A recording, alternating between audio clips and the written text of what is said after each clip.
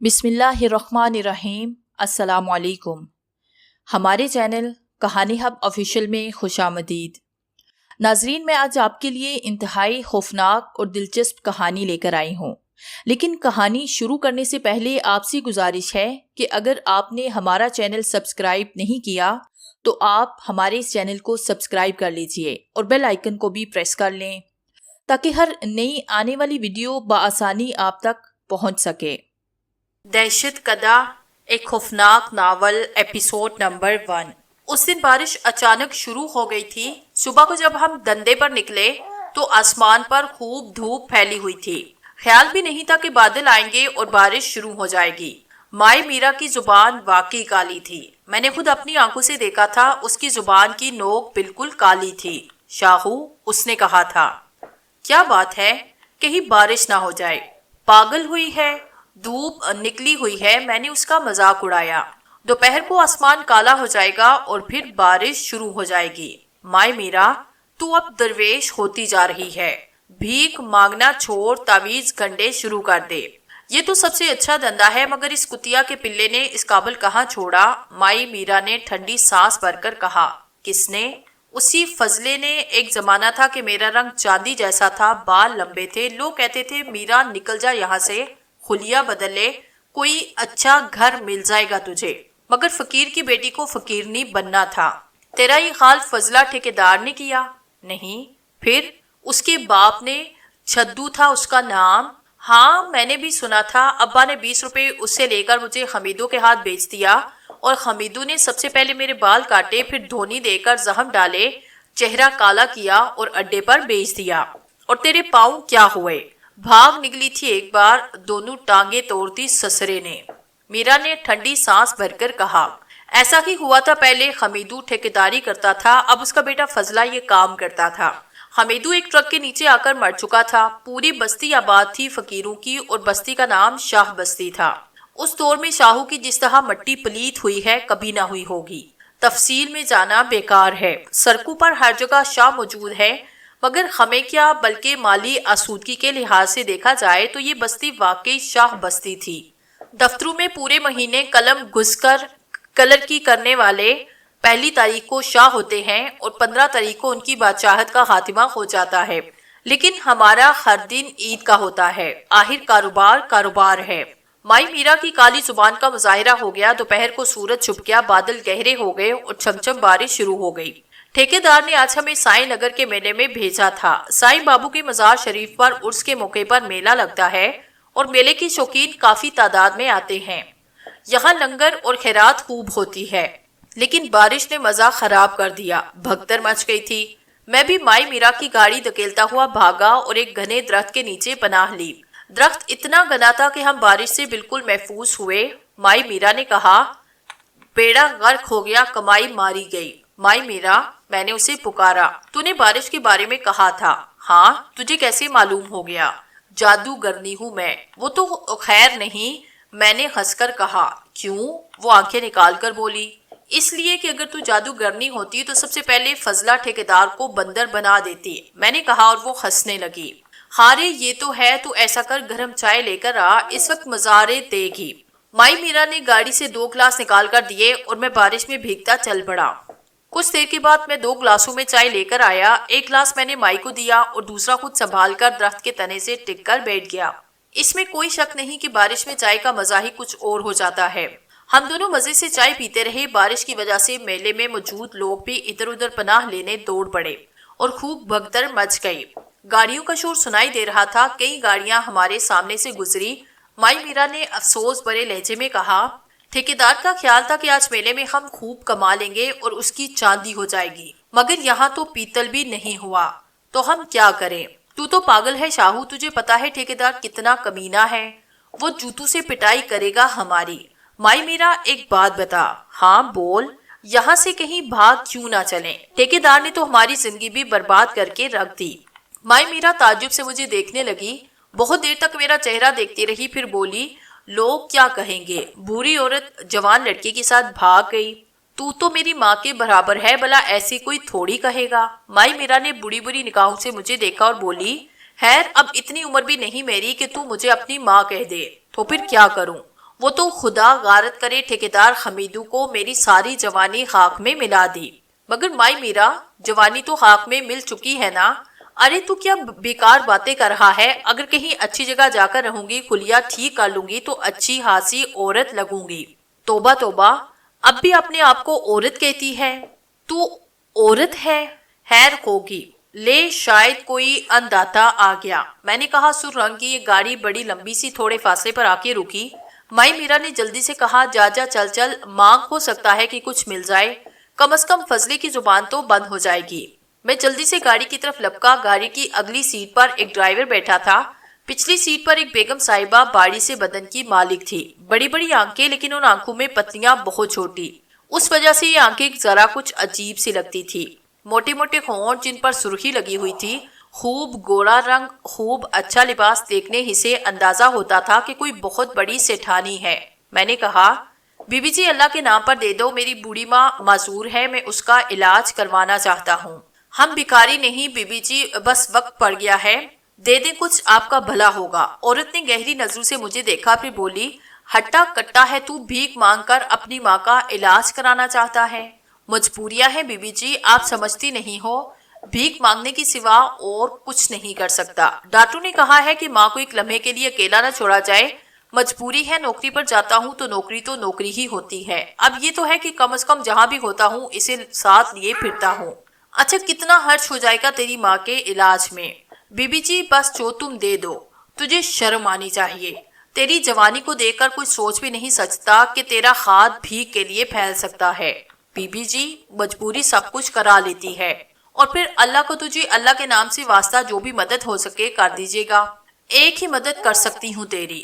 وہ کیا؟ وہ یہ کہ تیری ماں کا علاج کرا دوں۔ ایسی باتیں تو سبھی کرتے ہیں بی بی جی، آپ اگر کچھ دینا چاہتی ہیں تو دے دیجیے، میں بارش میں بھیگ رہا ہوں۔ تو اب یہاں تو میں دولت لیے پھر نہیں رہی۔ ٹھیک ہے تیری ماں کے علاج کا سارا خرچہ میں دے دوں گی، لیکن تجھے میرے ساتھ چلنا پڑے گا۔ کہاں؟ زیادہ دور نہیں، تھوڑے سے فاصلے پر میرا گھر ہے۔ تو ماں کو یہیں چھوڑ دوں کیا؟ میں نے کہا تو عورت سوچ میں ڈوب گئی، پھر بولی تو ایسا کر، گاڑی میں وہیں درخت کے نیچے لگوا دیتی ہوں، اپنی ماں کو بھی گاڑی میں بٹھا لے اور ماں کی گاڑی یہیں چھوڑ دے، میں تجھے جو کچھ دینا ہے دے دوں گی، اس کے بعد ڈرائیور تجھے اور تیری ماں کو یہاں چھوڑ جائے گا۔ میں نے ایک لمحے کے لیے سوچا، میرا خیال ہے کہ تیر نشانے پر بیٹھا تھا۔ ایک لمحہ سوچنے کے بعد میں نے کہا ٹھیک ہے بی بی جی، اللہ آپ کو اتنا دے کہ آپ اسے سنبھال بھی نہ سکے، میں آگے بیٹھ جاتی ہوں تو اپنی ماں کو پچھلی سیٹ پر بٹھا دے۔ بہت بڑی بات تھی، بیگم صاحبہ ضرورت سے کچھ زیادہ ہی مہربان ہو گئی تھی، ورنہ اپنی اس قیمتی گاڑی میں گندی بیکارن کو کون جگہ دیتا؟ ایسے لوگ جن کے دلوں میں ہمدردی امڑ آتی ہے اور جن کی جیبوں میں اتنی دولت ہوتی ہے، کبھی کبھی بڑے فائدہ مند ثابت ہوتے ہیں۔ مائی میرا نے تو ناک چڑھائی تھی۔ میں نے سرگوشی میں اس سے کہا کیوں میرا دماغ خراب کر رہی ہے بڑھیا؟ فضلے سے کہہ دوں گا کہ ایک اچھی آسامی کو اس نے ہاتھ سے نکال دیا، پھر تو جانے گی، اور فضلہ میں تیری کوئی مدد نہیں کروں گا۔ اس دھمکی پر مائی میرا خاموش ہو گئی۔ میں نے بڑی مشکل سے اسے لکڑی کی گاڑی سے نکال کر کار کی پچھلی سیٹ پہ بٹھایا۔ اس دوران رحم دل بیگم صاحبہ ڈرائیور کے ساتھ اگلی سیٹ پر بیٹھ گئی، پھر دوسری طرف سے گھوم کر میں بھی کار میں بیٹھا۔ کیا ہی شاندار کار تھی، ایسے نرم گدے کے پاس انسان کا دل چاہے کہ لیٹے اور سو جائے۔ مائی میرا بھی سحرزدہ نظر آ رہی تھی۔ ڈرائیور نے کار سٹارٹ کر کے آگے بڑھائی۔ زندگی بھر سڑکوں پر دوڑتی ہوئی کاروں کو دیکھتا رہا تھا، 4-6 بار بس میں ضرور چڑھا تھا، پوری زندگی میں کار میں بیٹھنے کا پہلا اتفاق تھا۔ بہرحال مزہ آ رہا تھا، اور یہ خیال بھی تھا کہ اچھی خاصی رقم لگ جائے گی۔ اصل میں بات وہی فضلے کی تھی، کم وقت پورا حساب رکھتا تھا، اگر محسوس رقم میں کچھ کمی ہو جائے تو وہ رقم قرض ہوتی تھی، لیکن یہ بات تھی کہ اگر کچھ زیادہ ہاتھ لگ جائے تو اپنا کمیشن تو ملتا ہی تھا، لیکن ساتھ ہی ساتھ اگر فضلے کی روزمرہ کی ضروریات پوری ہو جائیں تو پھر چھٹی بھی ہاتھ میں آ جاتی تھی، اور چھٹی کے تو کیا ہی کہنے۔ میں خواب خرگوش میں مست ہو گیا اور سوچنے لگا کہ اگر کوئی اچھی رقم ہاتھ لگ گئی تو 4-5 فلمیں دیکھوں گا، عمدہ قسم کی نہاری روٹی کھاؤں گا، عیش کی گزرے گی۔ انہی تصورات میں ڈوبا میں کار کی کھڑکی سے باہر دیکھتا رہا، یہ کار بھی کیا چیز ہوتی ہے بھلا، بس اور کار کا کیا مقابلہ۔ پھر خاصی فاصلہ طے کرنا پڑا اور میں چونک پڑا۔ مائی میرا تو پہلے ہی پریشان ہو رہی تھی، مجھ سے پہلے ہی اس نے کہہ ڈالا ہمیں کتنا سفر کرنا پڑے گا بی بی جی؟ بس تھوڑی دور، وہ سامنے عورت نے اشارہ کیا۔ میں نے بھی سامنے کی طرف دیکھا، لیکن یہ دیکھ کر میں حیران رہ گیا کہ سامنے وہ جس طرف اشارہ کر رہی تھی وہاں تو کھنڈرات نظر آ رہے تھے، پرانے زمانے کے کھنڈرات۔ میں اس طرف کبھی نہیں آیا تھا، لیکن مجھے یہ اندازہ تھا کہ اب بستی پیچھے رہ گئی ہے اور یہ کھنڈرات بستی سے دور ہے، لیکن بہرحال بڑے لوگ ہیں، جہاں ان کا دل چاہے رہیں گے، کون بھلا انہیں روک سکتا ہے۔ گاڑی کھنڈرات میں داخل ہوئی اور یہاں پہنچنے کے بعد میرا اندازہ غلط ہو گیا۔ سامنے کے حصے بے شک ٹوٹے ہوئے تھے، لیکن اندر جو کالی کالی عمارت نظر آ رہی تھی وہ بالکل مضبوط تھی۔ میں زبان سے کچھ کہہ نہ سکا، لیکن حیرانی سے اس راستے کو دیکھتا رہا۔ کار بلاخر ایک بڑے سے دروازے کے پاس آ کے رکی، جس میں لکڑی کا ایک بہت بڑا پھاٹک لگا ہوا تھا اور اس میں پیتل کی کیلیں جڑی ہوئی تھی۔ پھاٹک کے نیچے ایک کھڑکی سی تھی اور ہم جب نیچے اترے اور میں نے مائی میرا کو اپنی گود میں اٹھایا تو سٹھاری جی اس کھڑکی سے اندر داخل ہو گئی۔ ڈرائیور بھی ہمارے ساتھ ہی آ رہا تھا۔ پھر اس کھڑکی سے داخل ہونے کے بعد ہم اندر پہنچے۔ بڑی ٹھنڈک تھی یہاں، زمین صاف شفاف راستہ کہ دیکھیں تو جی خوش ہو جائے، لیکن مجھے عجیب سا محسوس ہو رہا تھا۔ اندر کا ماحول واقعی صاف ستھرا تھا اور یہ شوقین مزاج بیگم صاحبہ یہی رہتی تھی، مگر یہاں نہ تو مجھے کوئی ملازم نظر آ رہا تھا اور نہ کوئی چہل پہل، بڑا خاموش اور سنسان سا ماحول تھا۔ بلاخر بیگم صاحبہ ایک دروازے کے پاس رکی اور انہوں نے ڈرائیور سے کہا، بس بوڑھی عورت کو برابر کے کمرے میں بٹھا دو اور لڑکے تم میرے ساتھ آؤ۔ میں بیگم صاحبہ کے ساتھ اندر چل پڑا۔ مائی میرا کو میں نے وہیں چھوڑا، لیکن اب نہ جانے کیوں دل پر ایک خوف کا احساس ہو رہا تھا۔ بیگم صاحبہ آگے بڑھی اور ہمیں ایک ایسی جگہ سے گزرنا پڑا جو نیچے ڈھلان میں تھی۔ میں نے حیرت سے بیگم صاحبہ کو دیکھا اور بولا، کتنی دور اور جانا ہوگا جی، کیوں مرا جا رہا ہے، ساتھ چلا میرے۔ بیگم صاحبہ نے خشک لہجے میں کہا، میں نے سوچا بڑے آدمی ہیں، ذرا سی بات سے بگڑ جاتے ہیں، ایسا نہ ہو کہ بنا بنایا کام بگڑ جائے۔ میں نے سوچا اور آگے بڑھتا رہا۔ ڈلہان تو ختم ہونے کا نام نہیں لے رہے تھے، 2 بار چکردار زینے کی طرح گھوم جاتے اور میں نہ جانے کتنی گہرائیوں میں اترتا جا رہا تھا، لیکن اب میرے اوسان ہتا ہو رہے تھے۔ یہ کیسا گھر ہے؟ کیا بڑے لوگ ایسے گھروں میں رہتے ہیں؟ کوئی ایک بات جو سمجھ میں آ رہی ہو، یہاں تک کہ ہم ایک ایسے بڑے کمرے میں پہنچ گئے جو انتہائی حد تک بڑا تھا۔ میں نے کسی ایسے کمرے کا تصور بھی نہیں کیا تھا۔ یہاں عجیب و غریب چیزیں رکھی ہوئی تھی، لیکن ایک دیوار کے ساتھ کچھ انسانی ڈھانچے دیکھ کر تو میری روح فنا ہو گئی۔ میں نے خوفزدہ نگاہوں سے چاروں طرف دیکھتے ہوئے کہا، یہ کیسی جگہ ہے بیگم صاحبہ؟ ادھر آ۔ بیگم صاحبہ نے غصے سے کہا، مجھے ڈر لگ رہا ہے۔ تو مرد ہے یا نہیں؟ مرد تو ہوں جی، مگر ہاں مگر کیا؟ وہ جی یہ جگہ بڑی عجیب ہے، تجھے اپنے کام سے کام رکھنا چاہیے، جو دینا ہے وہ مجھے دے دو، میں آگے نہیں جاؤں گا۔ کیا بکواس کر رہا ہے؟ یہ تو انسانی پنجر ہے جی۔ تو پھر مجھے ڈر لگ رہا ہے۔ دیکھ میری بات سن، میں تجھے کچھ دینا چاہتی ہوں، چل اس کرسی پر بیٹھ جا، میں تجھے جو کچھ دینا ہے نکال کر دے رہی ہوں۔ میں کھڑا ہوا ہوں جی، آپ مجھے جو دینا ہے دے دو۔ کمال ہے، مرد ہو کر اتنا ڈرتا ہے۔ میں تجھے عزت دے رہی ہوں اور تو عزت قبول نہیں کرتا۔ ہمیں عزت نہیں جی، پیسہ چاہیے، میں نے کہا اور بیگم صاحبہ ہنس پڑی، پھر بولی، تیرے بارے میں تجھ سے معلومات تو حاصل کر لوں۔ کیا معلوم کرو گی بیگم؟ تو بیٹھ تو صحیح، بیگم صاحبہ نے کہا اور خود ایک کرسی پر بیٹھ گئی۔ میں آپ کے قدموں میں بیٹھ جاتا ہوں جی۔ نہیں، ہم لوگ مہمانوں کی عزت کرتے ہیں، تو اس وقت ہمارا مہمان ہے، بیٹھ جا کرسی پر۔ میں ڈرتے ڈرتے کرسی پر بیٹھ گیا۔ کیا ہی شاندار کرسی تھی، بیٹھ کر معلوم ہوتا تھا جیسے بادشاہ بن گئے۔ بڑے بڑے چوڑے چوڑے ہتھے تھے اس کے، میں نے دونوں ہتھوں پر ہاتھ رکھ لیے۔ کرسی جھولنے والی تھی، وہ خود بخود آہستہ ہلنے لگی۔ بیگم صاحبہ مجھے دیکھ کر مسکرا رہی تھی، پھر انہوں نے کہا، کیا نام ہے تیرا؟ میرا نام شاہو ہے۔ باپ کا کیا نام تھا؟ پتہ نہیں۔ کیا مطلب؟ باپ بچپن میں مر گیا تھا اور ماں وہ بھی مر گئی تھی، تو پھر تو نے کہاں پرورش پائی؟ فقیروں کے اڈے پر۔ تیری دیکھ بھال کون کرتا تھا؟ پبلک۔ میں نے کہا، کیا مطلب؟ بس جی، چھوٹے بچوں کو دیکھ کر سبھی کچھ نہ کچھ دے دیتے ہیں۔ فقیروں کے ڈیرے پر ایسی بہت سی بکھارنے ہوتی ہیں جو ان لاوارث بچوں کو لے کر گھومتی ہے۔ اصل میں یہ بچے ٹھیکیدار کی ملکیت ہوتے ہیں۔ ٹھیکیدار فقیرنیوں کو یہ بچے سپلائی کرتا ہے اور فقیرنیاں انہیں اپنے کندھے سے لگا کر نکل پڑتی ہیں بھیک مانگنے کے لیے۔ دے دو بابو، میرے بچے یتیم ہیں، ان کے کھانے پینے کے لیے کچھ نہیں، یہ بیمار ہیں، بس یہ لوگ ہمدردی سے دے دیتے ہیں، مگر یہ بچے ان کے اپنے ہوتے ہی نہیں۔ آپ غور سے دیکھیں تو آپ کو اندازہ خود ہی ہوگا، بے دردی سے انہیں لپیٹے لیے پھرتی ہیں، ان پر مکھیاں، گندے مندے پانی ہوتے ہیں، ذرا سے بڑے ہوتے ہیں تو فقیرنیوں کو یہ غرض نہیں ہوتی کہ کسی گاڑی کے نیچے آ کر دب کر مر جائیں گے، یہ ذمہ داری ٹھیکیدار کی ہوتی ہے۔ بلکہ ایک بار تو فضلہ خود کہہ رہا تھا کہ جب کبھی بچے گاڑی کے نیچے آ کر مر جاتے تو اچھی خاصی کمائی ہو جاتی ہے، مارنے والا کچھ نہ کچھ دے ہی دیتا ہے۔ مگر تو یہ ساری باتیں مجھے کیوں بتا رہا ہے؟ بیگم صاحبہ نے مسکرا کر کہا، اور میں چونک پڑا۔ میں نے حیرت سے بیگم صاحبہ کو دیکھا، واقعی یہ باتیں تو دل میں رکھنے والی تھی، پتہ نہیں کیوں میری زبان سے سب کچھ نکل گیا۔ بیگم صاحبہ تھوڑی دیر تک مجھ سے مزید باتیں کرتی رہی، پھر بولی، ٹھیک ہے اب تو ایسا کر کہ یہاں تھوڑی دیر آرام کر، میں بعد میں تجھ سے بات کروں گی۔ بیگم صاحبہ آپ ہمیں جانے دیں، آپ کو پتہ نہیں فضلہ ٹھیکیدار کتنا کمینہ ہے۔ اب تو باہر بارش بھی رک گئی ہوگی، بس یہ ہمیں جلدی پہنچ جانا چاہیے، اور پھر بیگم صاحبہ ہم اپنی گاڑی میں بھی وہاں چھوڑ آئے ہیں، آتی ہوں میں ابھی تھوڑی دیر میں، تو یہاں رک۔ بیگم صاحبہ نے میری بات سنی انسنی کر کے کہا اور واپسی کے لیے مڑ گئی۔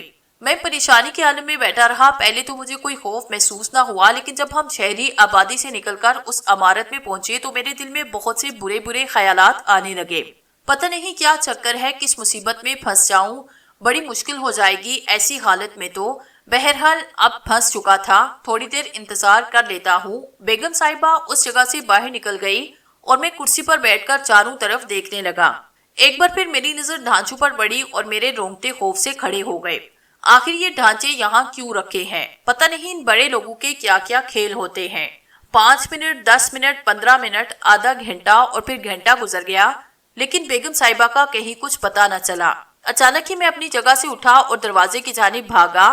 اب کچھ ملے یا نہ ملے، یہاں سے نکل بھاگنا بہت ضروری ہے۔ دل چیخ چیخ کر یہی کہہ رہا تھا کہ بیٹا یہاں سے نکل جاؤ شاہو، ورنہ کوئی مصیبت تمہارا انتظار کر رہی ہے۔ میں آگے بڑھ کر اس جگہ پہنچا جہاں سے گزر کر یہاں آیا تھا، لیکن شاید غلط جگہ آ گیا تھا۔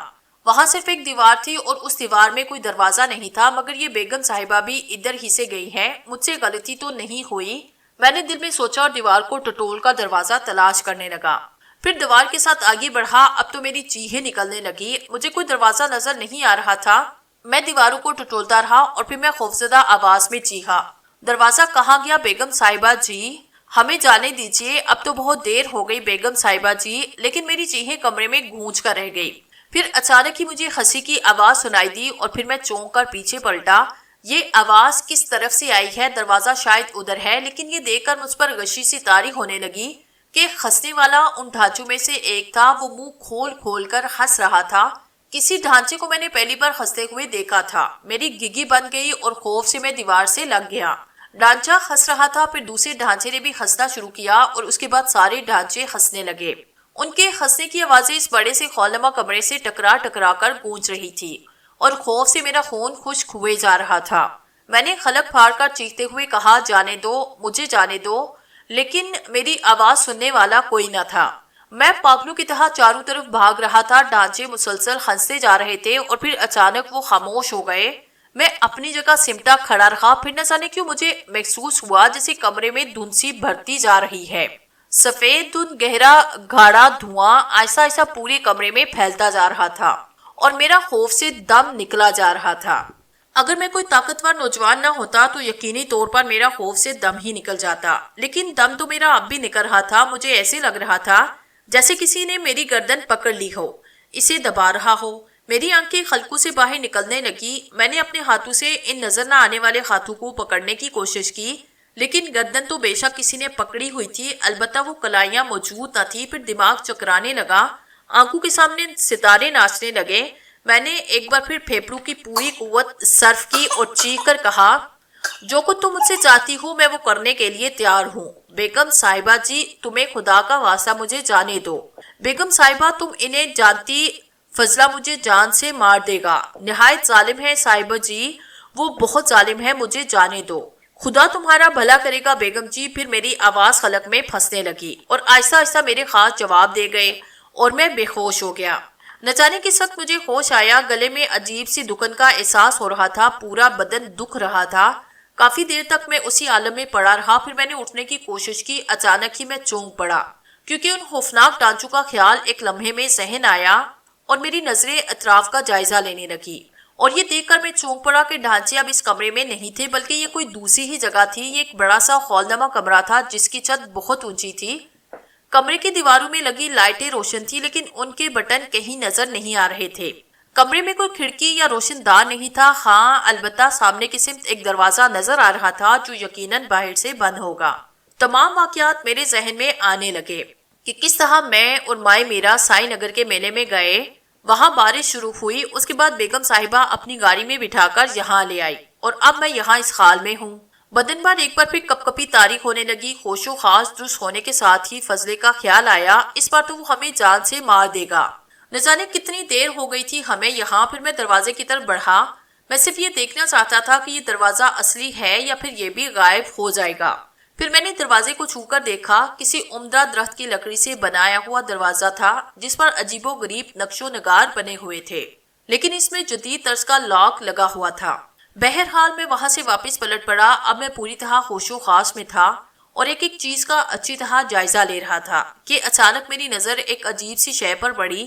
یہ ایک دیوار پر نصب کوئی مجسمہ تھا، لیکن مجسمہ انتہائی اونچائی پر لگا ہوا تھا اور بہت زیادہ غور پڑنے پر ہی نظر آتا تھا۔ اس مجسمے سے تھوڑی ہی دور ایک اور مجسمہ تھا جو غالباً پیلے رنگ کا تھا۔ پھر ایک ایک کر کے میں نے چاروں دیواروں کو غور سے دیکھا۔ یہ 10 مجسمے تھے، عجیب و غریب شکل کے، اور پھر بہت زیادہ اونچائی پر ہونے کی وجہ سے یہ مجسمے واضح نظر نہیں آ رہے تھے۔ میں واپس اسی جگہ پہ آ کے بیٹھا، چیخنے چلانے سے کوئی فائدہ نہیں تھا، بس انتظار کر رہا تھا کہ دیکھو اب کیا ہوتا ہے۔ پھر میری نظر ایک دیوار کی جانب اٹھی اور میرے بدن کے رونگٹے کھڑے ہو گئے۔ دیوار پر لگے ہوئے 4 مجسموں میں سے 2 نیچے کی جانب سڑک آئے۔ مجھے اچھی طرح یاد تھا کہ یہ چاروں مجسمے ایک قطار میں لگے ہوئے تھے، لیکن اب معاملہ بالکل ہی الگ تھا۔ پھر میں نے دوسری دیوار کو دیکھا اور میرے بدن کی لرزشیں تیز ہو گئی۔ باقی دیواروں پر لگے ہوئے مجسمے بھی اپنی جگہ سے ضرور نیچے آئے تھے۔ عجیب سی طرز کے مجسمے اب بھی اتنی بلندی پر تھے کہ بہت زیادہ واضح نہ تھے، لیکن ان کی ترتیب ضرور خراب ہو گئی تھی۔ اب یہ سارے مجسمے ایک ساتھ دیواروں پر نیچے کی طرف پھسلنے لگے اور یہ اتنے نیچے آ گئی تھی کہ میں بآسانی انہیں دیکھ سکتا تھا۔ ایک مجسمے کا سر گائے کی طرح کا تھا، بقیہ در انسانی شکل میں تھا۔ اس کا رنگ بھی کالا تھا اور بڑا خوفناک لگ رہا تھا۔ ایک مجسمہ پیلے رنگ کا تھا، اس کا بھی در انسانی تھا اور چہرے کی جگہ چیتے کا سر تراشا ہوا تھا جس میں سے اس کے دانت جھانک رہے تھے۔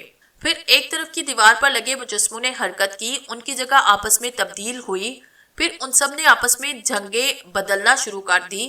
وہ بآسانی دیواروں پر پھسل رہے تھے اور میرا دم نکلا جا رہا تھا۔ یہ احساس تو شروع سے ہی میرے ذہن میں تھا کہ عجیب و غریب حالات کا شکار ہو گیا ہوں، لیکن بات سمجھ میں نہیں آ رہی تھی، نہ جانے یہ سب کیا ہے۔ میری نگاہیں ان سوچوں کے ساتھ مجسموں کا جائزہ لے رہی تھی۔ اب مجھے اپنی آنکھوں پر بالکل شبہ نہیں تھا، مجسمے بار بار جگہ تبدیل کر رہے تھے۔ اچانک اس نیم تاریک کمرے میں روشنی ہوئی، اس کے ساتھ ہی دیواروں پر سرسراہٹیں ابھری اور تمام مجسمے دیواروں پر دوڑنے لگے۔ ایسے لگتا تھا جیسے وہ جاندار ہوں اور کسی کو دیکھ کر اپنی جگہ سے دوڑ پڑے ہوں۔ پھر وہ اسی جگہ جا ٹکے جہاں میں نے پہلے انہیں دیکھا تھا۔ ابھی میں حیرت سے ان مجسموں کی حرکت دیکھ رہا تھا کہ وہ دروازہ کھلا اور 4 افراد اندر آئے، لیکن اس طرح کہ انہوں نے اپنے سانوں پر ایک تابوت اٹھایا ہوا تھا۔ تابوت اوپر سے کھلا ہوا تھا لیکن میں نہیں دیکھ سکتا تھا کہ اس میں کیا ہے۔ پھر میں نے تابوت لانے والوں کے چہرے دیکھے اور اچانک ہی مجھے ایک جھٹکا لگا۔ کیا یہ میری آنکھوں کی خرابی ہے یا جو کچھ میں دیکھ رہا ہوں وہی حقیقت ہے؟ وہ لوگ مکمل انسانی جسم کے مالک تھے لیکن ان کے چہروں پر کوئی نقش نہیں تھا۔ ایسے محسوس ہوتا تھا جیسے انہوں نے اپنے چہروں پر نقابیں چڑھائی ہوں۔ ان کی نہ ناک تھی، نہ آنکھیں، نہ ہونٹ، بس بے نقش چہرے تھے۔ میں آنکھیں پھاڑ پھاڑ کر انہیں دیکھتا رہا اور میرے بدن میں خوف کی لہریں دوڑتی رہی۔ وہ اس بڑے سے کمرے میں آئے اور انہوں نے اپنے شانوں سے تابوت اتار کر نیچے رکھا۔ اب میں اس تابوت میں بھی جھانک سکتا تھا۔ جس جگہ میں بیٹھا تھا وہاں سے تابوت اور اس کے اندر لیٹی ہوئی لاش یا کوئی زندہ جسم صاف نظر آ رہا تھا۔ میں نے اس جسم کو بھی دیکھا اور ایک بار پھر میرے رونگٹے کھڑے ہو گئے۔ یہ مائی میرا کا جسم تھا، میری آنکھیں دھوکہ نہیں کھا سکتی، یہ مائی میرا کا ہی بدن تھا۔ لیکن تابوت میں کیا مائی میرا مر چکی ہے؟ بہرحال کچھ بھی تھا، مائی میرا سے میرا بہت پرانا واسطہ تھا۔ یہ خوفناک چہرے میرے لیے انتہائی دہشت کا باعث تھے، لیکن مائی میرا کو دیکھ کر میں اپنی جگہ سے اٹھا اور اس کی جانب لپک پڑا۔ میں نے دیکھا کہ مائی میرا کی آنکھیں کھلی ہوئی ہیں اور وہ تابوت میں خاموش لیٹی ہے۔ مائی میرا، تو زندہ ہے؟ تو زندہ ہے؟ ہاں میں زندہ ہوں، مائی میرا کی پتھرائی ہوئی آواز ابھری۔ تو اٹھ، اس تابوت سے باہر نکل، مائی میرا، ہمیں یہاں سے بھاگ چلنا چاہیے۔ تو اٹھ جا، یہ کون ہے؟ خدا کے واسطے مائی میرا اٹھ جا۔ چاروں جو اس تابوت کو لے کر یہاں آئے تھے خاموش کھڑے ہوئے تھے۔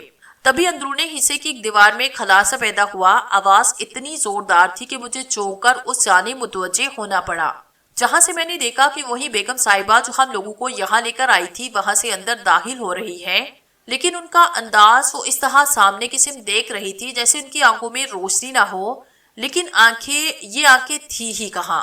ان آنکھوں میں سفیدی تو تھی لیکن ان کی سیاہ پتلیاں غائب تھی۔ بیگم صاحبہ کا چہرہ بالکل سامنے تھا، وہ مر نہیں رہی تھی اور جس طرح وہ چل رہی تھی وہ بھی حیرت انگیز بات تھی۔ مجھے ان کے قدم اٹھتے ہوئے محسوس نہیں ہو رہے تھے، بلکہ ایک طرح سے وہ تیرتی ہوئی آگے آ رہی تھی۔ میرے خدا، کیا ہے یہ سب کچھ؟ میں کس خوفناک جال میں پھنس چکا ہوں، میں نے سوچا۔ میں نے ایک بار پھر مائی میرا کو مخاطب کیا، لیکن وہ اسی طرح خاموش لیٹی ہوئی تھی۔ میں تجھے اٹھاؤں مائی میرا؟ نہیں، مجھے یہیں رہنے دو، مائی میرا کی آواز پھر نکلی، اور اچانک ہی میں نے محسوس کیا کہ مائی میرا کے منہ سے نکلنے والی یہ آواز اس کی نہیں، اس آواز میں تو خاصے فرق تھا۔ میں دہشت سے اپنی جگہ پتھرا کے رہ گیا۔ دوسری طرف سے بیگم صاحبہ اسی طرح چلی آ رہی تھی، پھر وہ تابوت کے پاس آ کر رک گئی۔ میری جانب کسی نے توجہ بھی نہ دی، ان چاروں بے نقش چہرے والوں نے اور نہ بیگم صاحبہ نے۔ بیگم صاحبہ نے ان میں سے ایک کی طرف رخ کیا اور بولی، لاؤ۔ میں بھی اس کی طرف دیکھنے لگا۔ تب اس شخص نے ایک لمبی سی نوکیلی کیل بیگم صاحبہ کی طرف بڑھائی۔ بیگم صاحبہ نے یہ کیل اپنے ہاتھ میں لے لی، تقریباً 1 فٹ لمبی کیل تھی۔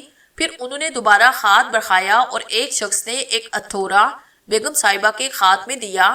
میں اب اپنی جگہ کھڑا تھر تھر کانپ رہا تھا۔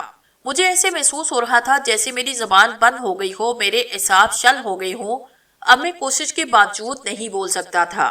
بیگم صاحبہ کی اس وقت کی کیفیت بڑی عجیب سی تھی اور میری سمجھ میں کچھ بھی نہیں آ رہا تھا، لیکن اس وقت میرے خوف کا کوئی عالم نہ رہا جب میں نے دیکھا کہ بیگم صاحبہ ایک کیل لے کر مائی میرا پر جھکی۔ انہوں نے وہ کیل اس کی پیشانی پہ رکھی اور ہتھوڑے کو اس طرح ہاتھ میں توڑنے لگی جیسے اس کیل پر ضرب لگانا چاہتی ہو۔ میں نے چیخنے کی کوشش کی، لیکن اس وقت واقعی میری آواز میری اپنی آواز نہیں تھی۔ انتہائی کوشش کے باوجود میرے منہ سے آواز نہیں نکل سکی اور میرا بدن اس طرح ساکت ہو گیا جیسے میں اپنی جگہ سے جنبش کرنے کی کوشش بھی کروں تو اس میں کامیاب نہ ہونے پاؤں۔ پھر میری آنکھوں نے وہ رخ فرسا منظر دیکھا۔ اچانک ہی کیل کے اوپری سرے پر زد پڑی اور پوری کی پوری کیل مائی میرا کی پیشانی میں اتر گئی، لیکن مائی میرا نہ چیخی نہ اس کی پیشانی سے خون کا فوارہ بلند ہوا۔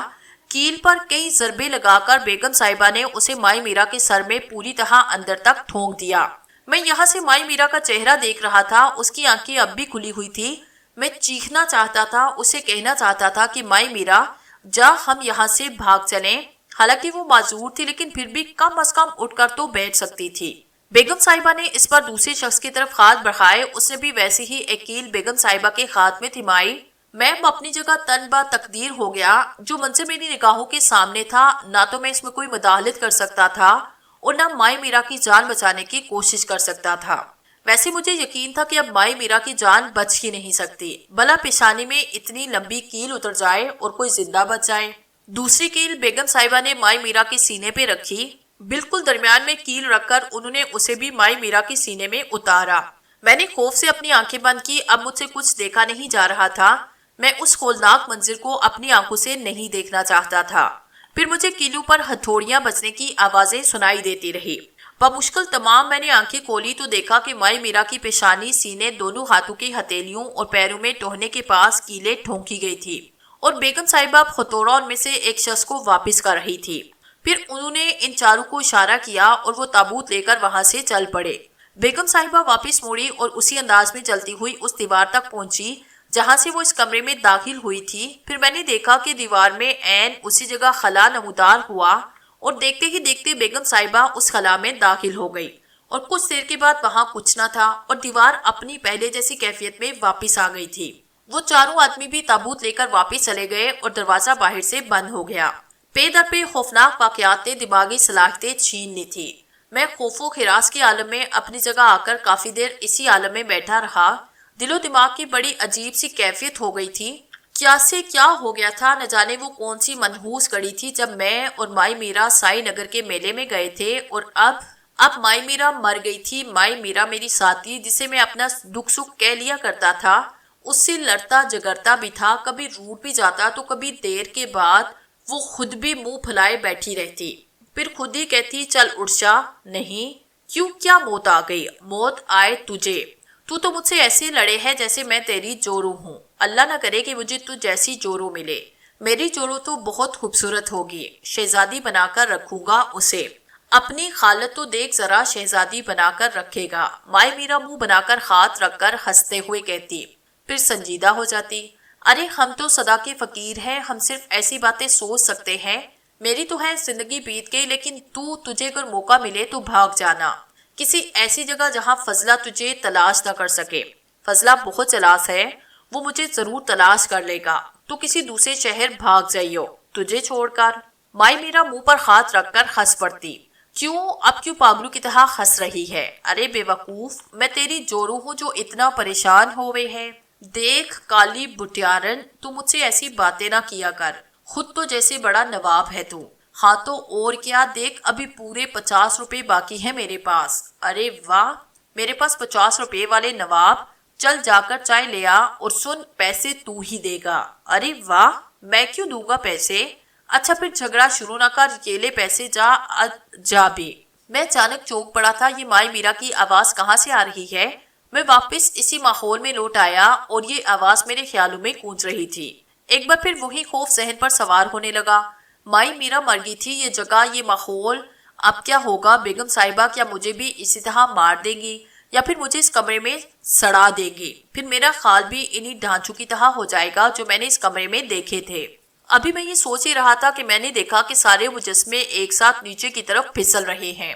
एक नई चीज जो मैंने देखी वो इनमें से निकलने वाला धुआं था जो खालनुमा कमरे में तेजी से फैल रहा था। इस धुएं के साथ ही एक शदीद भूख का एहसास हुआ था जो दिमाग में घुस रही थी। नाक और आंखों में भी अजीब सी जलन का एहसास हो रहा था। फिर खौलनुमा कमरे में अच्छा खासा धुआं बढ़ गया। इस धुएं ने मेरे ऊपर अजीब सा असर किया। मुझे अपनी आंखें बंद होती महसूस हुई और कुछ देर के बाद मैं बेहोश हो गया। मुझे होश आया तो चेहरे पर धूप की किरणों का एहसास हुआ और मैं खरबरा के उठ बैठा। ये धूप कहाँ से आ रही है? मैं कहाँ हूँ? फिर मैंने आसपास के माहौल का जायजा लिया। मैं एक नरम और आरामदेह मसहरी पर लेटा हुआ था। मेरे ऊपर एक इंतहाई खूबसूरत कंबल पड़ा हुआ था। मैं उछलकर मसहरी से नीचे आया। ये कमरा, ये वो जगह तो ना थी, ये वो हॉल तो ना था जहां मैं बंद था और जहां वो खौफनाक वाकयात पेश आए थे। कमरे में इस मसहरी के अलावा कुछ कुर्सियां वगैरह पड़ी थी। मेरा लिबास भी मुख्तलिफ था। क्या है ये सब? ये सब क्या है? वो बेगम साहिबा मेरे लिए अजाबे जान बन गई थी। उन्होंने मुझे इतनी मोहलत भी ना दी थी कि मैं कुछ गौर कर सकूं। फिर मुझे हंसी की आवाज सुनाई दी, किसी लड़की की हंसी की आवाज, और पर्दे के पीछे से आ रही थी। मुझे पर्दे के पीछे 2 टांगे नजर आई और फिर मैं बदहास हो गया। कौन है वहां? जवाब में फिर वही हंसी सुनाई दी। इस पर पर्दे के पीछे कोई जुम्बश हुई और वहां से एक लड़की बरामद हुई। बदन पर अजीब से अंदाज में साड़ी लपेटे हुए एक 17-18 साल की लड़की होगी। शक्ल ही से नटखट नजर आ रही थी। मैं अब तक जिन वाकयात से गुजरा था उन्हें सामने रखते हुए किसी से बात करते हुए भी डर लगता था। लेकिन फिर मैं बात जी करा करके उस लड़की से पूछा, कौन हो तुम और ये कौन सी जगह है? मेरा नाम पद्मा है महाराज और मैं यहाँ मुलाजमत करती हूँ। तुमने पूरा जवाब नहीं दिया। पूरा जवाब? मैंने तुमसे पूछा ये कौन सी जगह है। लो भला, ये भी पूछने की बात है? जिस घर में रहते हैं वहां का पता पूछते हैं। मैं यहाँ रहता हूँ तो और क्या। और तुम यहाँ मुलाजिम हो? जी हाँ, उसने इस अंदाज में कहा जो कुछ ना होता वो कम था। फिर सामने वाला दरवाजा खुला और 3 लड़कियां अंदर आई। उनकी उम्रें भी 17-18 साल हुई होंगी। उन्होंने भी उसी अंदाज में साड़ियां बांध रखी थी। फिर उनमें से एक लड़की ने कहा, अरे महाराज, आप उठ गए? मैंने हैरानगी से कहा और उन चारों की हंसी छूट गई। फिर उस लड़की ने बाकी सबको इशारे से खामोश किया और मुझसे दोबारा मुखातिब हुई, महाराज, इस पद्मा ने आपको तंग तो नहीं किया? असल में ये बहुत शरारती है। हम लोग इसे यहाँ इसलिए छोड़ गए थे कि जब आप जाग जाएं तो ये आपको अश्नान करने के लिए कहकर हमें भी बता दे कि आप जाग गए हैं और फिर हम आपके लिए नाश्ते वगैरह का इंतजाम करते। देखो, मैंने इस लड़की से पूछा कि और तुम लोगों से भी यही सवाल करता हूँ कि ये आखिर कौन सी जगह है? महाराज, ये आपका घर है। मेरा घर? हाँ, आपका घर। ये सब चीजें आपकी हैं और आप हमारे महाराज हैं। ये महाराज क्या होता है?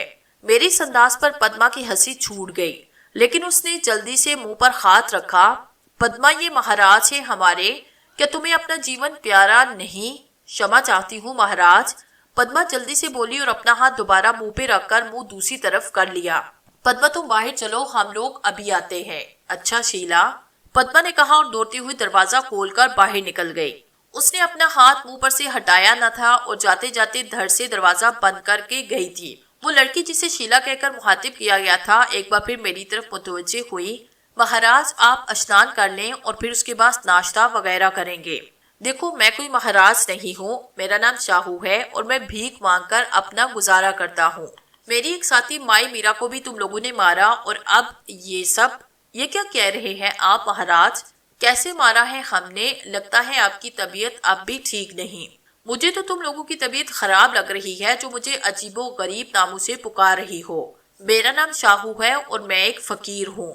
میرے ان الفاظ پر وہ تینوں حیرت سے مجھے تکنے لگی۔ ان کے انداز میں میں نے بے چینی سی محسوس کی۔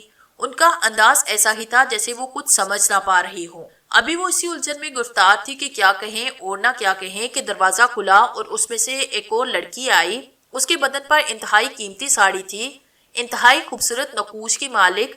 یہ لڑکی پروکار اور پرروب انداز میں چلتی ہوئی کمرے کے درمیان تک آئی۔ یہ لڑکی ان سب سے حسین تھی اور میں واقعی اس سے بہت متاثر ہوا تھا۔ پھر وہ ان لڑکیوں سے مخاطب ہوئی، تم لوگ یہاں کیا کر رہی ہو؟ کماری صاحبہ، ہم یہ دیکھنے آئے تھے کہ مہاراج جاگ گئے یا ابھی سو رہے ہیں۔ لیکن یہاں تو پدما تھی، شاید وہ کہاں ہے؟ وہ پدما ابھی باہر گئی ہے۔ اچھا ٹھیک ہے، تم لوگ چلو اور سنو، ناشتہ جلدی سے تیار کرو، ہم لوگ ابھی آتے ہیں۔ جی کماری صاحبہ، ان تینوں نے باادب ہو کر کہا اور تیزی سے باہر نکل گئی۔ چلو امر سنگھ اشنان کر لو، اس کے بعد ناشتہ کریں گے۔ اس پر اس نے مجھ سے مخاطب ہو کر کہا۔ میں نے منہ گھما کر دوسری طرف دیکھا لیکن وہاں کوئی موجود نہ تھا۔ اس نے پھر کہا، کیا ہو گیا ہے تمہیں امر سنگھ؟ میں تم سے بات کر رہی ہوں۔ مجھ سے؟ تو اور کیا، یہاں تمہارے علاوہ اور کوئی بھی تو نہیں۔ مگر میں تو امر سنگھ نہیں ہوں، میرا نام تو شاہو ہے۔ امر سنگھ، لگتا ہے تمہاری طبیعت ٹھیک نہیں، چلو میرے ساتھ، اس نے کہا اور مجھے باتھ روم کی طرف دھکیلنے لگی۔ ذہن ایک بار پھر ہواؤں میں اڑنے لگا۔ یہ کیا نئی مصیبت پڑی؟ یہ جگہ، یہ لوگ، ویسے تبدیلی ضرور آئی تھی کہ نئی مصیبت اور ماحول کو اب جلدی قبول کر لیا کرتا اور بجائے ڈرنے کے اب خود کو حالات کے رحم و کرم پر چھوڑ دیتا تھا۔ چنانچہ اس وقت بھی حیرانی تو شدید تھی لیکن ڈر کی وہ کیفیت اب ختم ہوتی جا رہی تھی۔ بہرحال وہ لڑکی مجھے باتھ روم میں اندر تک لے آئی اور میں چونک پڑا۔ ارے یہ کیا بدتمیزی ہے؟ کیا مطلب؟ مطلب یہ کہ اب تم میرے ساتھ؟ میں جملہ ادھورا چھوڑ کر خاموش ہو گیا۔ مطلب یہ کہ تم اب اشنان کرو، میں باہر تمہارا انتظار کر رہی ہوں اور ہاں کپڑے دوسرے نکال دیتی ہوں، جب فارغ ہو جاؤ تو آواز دے کر مانگ لینا۔ سنو، ہاں یہ اشنان کیا ہوتا ہے؟ میں نے بے ساختہ سوال کیا اور وہ عجیب سی نگاہوں سے مجھے دیکھنے لگی۔ پھر بولی، مہاراج مذاق فرما رہے ہیں شاید؟ جی نہیں، پھر اگر آپ بتا دیں تو آپ کا کیا جائے گا؟ بدن پر پانی ڈال ڈال کر بدن کو دھونے کو اشنان کہتے ہیں شاید؟ جی نہیں، اسے غسل کرنا کہا جاتا ہے۔ اچھا بس اب یہ مسلو جیسی باتیں مت کرو اور جلدی باہر آؤ، اس نے کہا اور باہر نکل گئی۔ میں نے دروازہ اندر سے بند کر لیا۔ انتہائی جدید طرز کا غسل خانہ تھا، بہترین نل لگے ہوئے تھے، واش بیسن تھا، بالکل ایسا ہی واش بیسن میں نے ایک ہوٹل میں دیکھا تھا، لیکن یہ بہت نفیس تھا۔ ایک جانب تولیہ لٹکا ہوا تھا، انتہائی خوبصورت صابن دانی جس میں خوشبودار صابن رکھے ہوئے تھے، غرض یہ کہ ہر چیز سے نفاست اور امارت کا اظہار ہوتا تھا۔ میں نے کپڑے اتار کر ایک جانب رکھے اور ایک نل کھول کر اس کے نیچے بیٹھ گیا۔ کافی دیر تک میں اسی طرح بیٹھا رہا۔ ویسے عام دنوں میں بھی ہفتے 15 دن میں ایک آدھ بار نہا لیا کرتا، لیکن اس وقت نہ جانے کیوں نہانے کی طلب محسوس ہو رہی تھی۔ چنانچہ بدن پر ہونٹ پانی بہایا اور پھر وہی کپڑے پہن کر نکل آیا۔ وہ لڑکی کمرے میں پڑی کرسیوں میں سے کرسی پر بیٹھی غالباً کوئی اخبار پڑھ رہی تھی۔ مجھے باہر نکلتے دیکھ کر ایک دم سنبھلی۔ ارے تم نے وہی کپڑے پہن لیے اور بال بھی خشک نہیں کیے؟ بس ٹھیک ہے۔ کیسے ٹھیک ہے؟ یہ دیکھو تمہارے کپڑے ہیں، پہلے باتھ روم سے تولیہ نکال کر بال خشک کرو اور سنو یہ کپڑے بھی ساتھ لے جاؤ اور انہیں پہن کر آؤ۔ عجیب مصیبت گلے میں پڑی تھی، کیا کرتا کیا نہ کرتا کچھ سمجھ میں نہیں آ رہا تھا۔ پھر دوبارہ غسل خانے میں جا گھسا اور لباس تبدیل کرنے لگا۔ پھر اچانک یہ خیال آیا اور میرا چہرہ سرخ ہو گیا۔ پہلے والا لباس مجھے کس نے تبدیل کرایا تھا؟ کیا ان لڑکیوں نے؟ یا پھر میں عجیب سی کیفیت کا شکار تھا؟ یہ لباس بھی پہلے والے لباس سے مختلف نہ تھا۔ عجیب طرز کا پجامہ، اوپر لمبی سی قمیض، یہ لباس پہن کر میں باہر نکلا۔ وہ کھڑکی کے سامنے کھڑی باہر کا جائزہ لے رہی تھی۔ میری آہٹ پر وہ پلٹی اور بولی، ارے تم نے بال نہیں بنائے؟ کیوں؟ تم عجیب سی کیفیت کا اظہار کر رہے ہو امر سنگھ، اب تمہیں یہ بھی بتانا پڑے گا کہ تمہارے بال خراب ہے۔ یہ کہتی ہوئی وہ باتھ روم کے اندر گئی اور وہاں سے تولیہ اور کنگھا اٹھا کر لے آئی۔ یہ دونوں چیزیں لے کر وہ میری جانب بڑھی اور میں جلدی سے 2 قدم پیچھے ہٹا۔ یہ کیا مذاق ہے امر سنگھ، چلو ادھر بیٹھو۔ اور میں ایک جانب رکھی ہوئی کرسی پر بیٹھ گیا۔ پھر اس نے تولیے سے اچھی طرح میرے بال خشک کیے۔ وہ پہلی بار میرے اتنے قریب تھی اور میں اس کے وجود کی خوشبو کو محسوس کر رہا تھا۔ بہرحال انسان تھا اور پہلی بار کسی نے اتنی اپنائیت سے مجھے خاص لگایا، ورنہ فضلہ تو ہمیشہ مارتا اور گالیاں ہی دیتا۔ بعض لوگ بھی بعض دفعہ دھتکار دیا کرتے۔ پھر اس نے میرے بال سنوارے، پھر کہنے لگی، اب آئے ہونا اپنی اصل شکل میں، چلو۔ اور میں اس کے ساتھ چلنے لگا۔ ہم لوگ کمرے سے باہر آ گئے۔ کمرے کے باہر ایک طویل راہداری تھی جس میں انتہائی قیمتی قالین بچھا ہوا تھا۔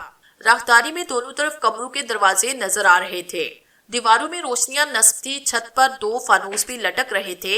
ایک دفعہ ایک بی بی صاحب کی شادی میں اور مائی میرا گئے تھے تو کوئی بیگم صاحبہ چند آدمیوں سے کہہ رہی تھی، ہاں بھئی ادھر لے آؤ فانوس، ہاں یہاں اس چھت میں لٹکانا ہے۔ یہ بھی ویسے ہی فانوس سے عجیب سی جگہ تھی۔ پھر اس لڑکی نے کمرے کا دروازہ کھولا اور مجھے اندر چلنے کا اشارہ کیا۔ میں اس کمرے میں داخل ہوا۔ یہ بھی ایک وسیع و عریض کمرہ تھا جس میں ایک لمبی سی میز بچھی تھی، اس کے گرد کرسیاں بچھی تھی۔ کمرے میں داخل ہو کر اس نے مجھ سے کہا، بیٹھ جاؤ، اور میں فرش پر بچھے ہوئے قالین پر اکڑو بیٹھ گیا۔ میرے اس انداز پر اس لڑکی کی ہنسی چھوٹ گئی، لیکن پھر اس نے جلدی سے خود پر قابو پایا اور مجھ سے مخاطب ہو کر بولی، امر سنگھ تمہاری طبیعت واقعی ٹھیک نہیں، ادھر کرسی پر بیٹھو، اس نے کہا۔ اور میں نے اپنی جگہ سے اٹھ کر کرسی گھسیٹی اور اس پر بیٹھ گیا۔ اس نے بھی ایک کرسی گھسیٹی جو میرے برابر ہی تھی اور اس پر بیٹھ گئی۔ میری میز پر کئی برتن ڈھکے ہوئے رکھے تھے۔ اس نے ایک پیالے کا ڈھکن اٹھایا اور بے اختیار کہنے لگی، آہا چنو کا سالن، یہ تو میں بھی کھاؤں گی، تم اپنے لیے نکالو۔ یہ کہہ کر اس نے پیالہ میری جانب بڑھایا اور میں نے پیالہ لے کر اس میں سے تھوڑا سا سالن پلیٹ میں نکالا۔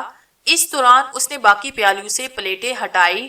کسی میں سبزی، دال اور اسی طرح کے کھانے تھے۔ ایک برتن میں روٹیاں بھی رکھی ہوئی تھی، ایک میں پوریاں تھی۔ اس نے کہا، روٹی کھاؤ گے یا پوری؟ پوری، میں نے ندیدو کے انداز میں کہا۔ اس نے گرم گرم پوری میری طرف بڑھائی، پھر میں نے پوری 4 پوریاں کھائی۔ اس دوران وہ بھی کھاتی رہی، لیکن میرے مقابلے میں اس نے بہت ہی کم کھایا ہوگا۔ پھر پانی وغیرہ پی کر اس نے سیب کاٹے اور میری طرف بڑھائے۔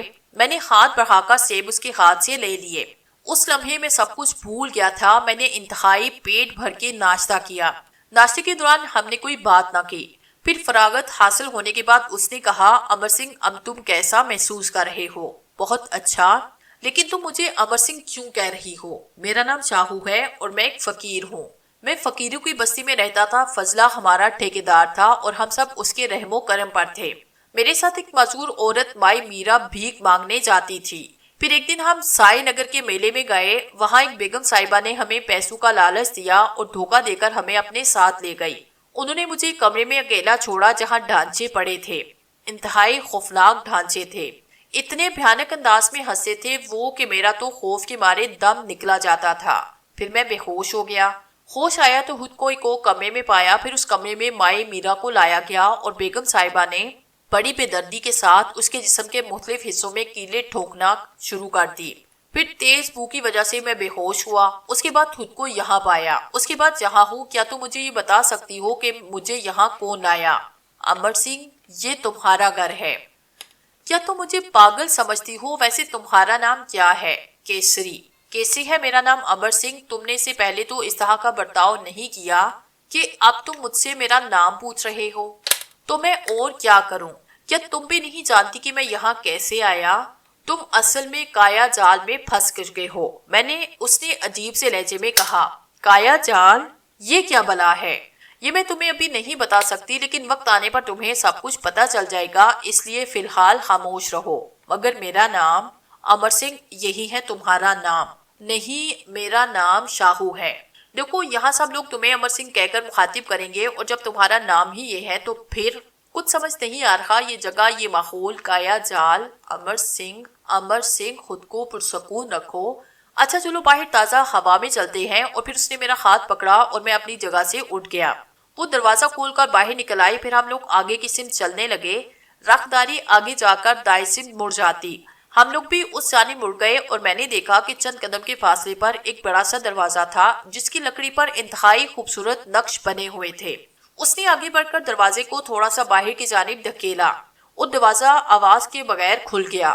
ہم دونوں اس میں سے گزر کر باہر آئے۔ باہر تاحد نگاہ ایک وسیع و عریض باغ پھیلا ہوا تھا۔ بہت دور اس عمارت کی چار دیواری نظر آ رہی تھی۔ بڑا عجیب و غریب ماحول تھا۔